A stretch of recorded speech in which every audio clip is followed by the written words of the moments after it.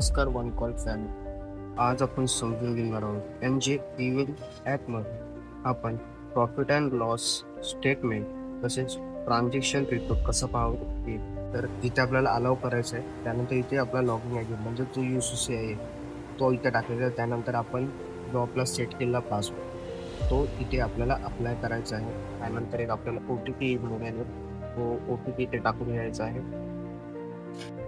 Log in केल्यानंतर इथे खाली दिलेलं चौथं ऑप्शन रिपोर्ट्स मध्ये जायचं आहे आपल्याला.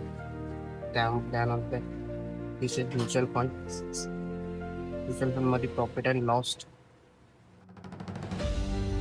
इथे आपल्याला overall profit and loss statement दिसतं.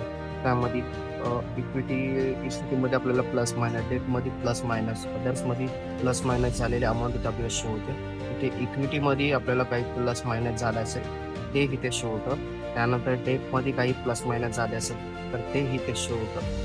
आणि अदर्स मध्ये आपली काही नाही आहे इन्व्हेस्टमेंट, त्यामुळे इथे काही शो होणार नाही. त्याच्यानंतर तर ओव्हरऑलमध्ये आपण इक्विटी आणि डेटचं टोटल प्लस मायनस पाहू शकतो. त्यानंतर उजव्या बाजूला दिलेल्या या फिल्टरला क्लिक करून आपण आपल्याला पाहिजे तशी डिटेल सिलेक्ट करून आपण ती पाहू शकतो. त्यानंतर तसंच तिथे पाठी जाऊन आपण ट्रान्झॅक्शनमध्ये जाऊन तिथे आपण ट्रान्झॅक्शन रिपोर्ट आपलं शो होतो. तिथे इनफ्लोमध्ये जे आपण SIP काही परचेस करतो ते इथे ओव्हरऑल आपल्याला शो होतं. जसं की आपलं काही SIP जात असेल किंवा आपण लमसम परचेस करतो, ओव्हरऑल सर्व ते इथे इन्फ्लोमध्ये आपल्याला शो होतं. त्याच्यानंतर दुसरा आहे आउटफ्लो म्हणजे जसं की आपण काही रिडम्शन केलं आहे तर SWP असेल तर ती अमाऊंट किंवा ती फंडची डिटेल आपल्याला इथे शो होते.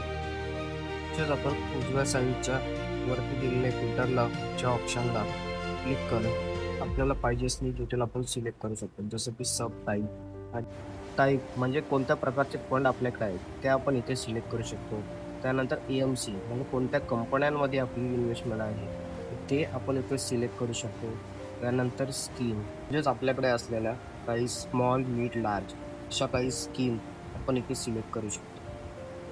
त्याच्यानंतर आपण ट्रान्झॅक्शन टाईपमध्ये इथे रिडम्शन, स्विच, ट्रान्सफर आउट असे इथे ट्रान्झॅक्शन सिलेक्ट करू शकतो. त्यानंतर आपल्याला कोणत्या पोलिओचं काही डिटेल बघायचे असेल तर ते इथे आपण स्पेसिफिक तो पोलिओ आपण इथे सिलेक्ट करू शकतो किंवा मल्टिपल सिलेक्ट करू शकतो.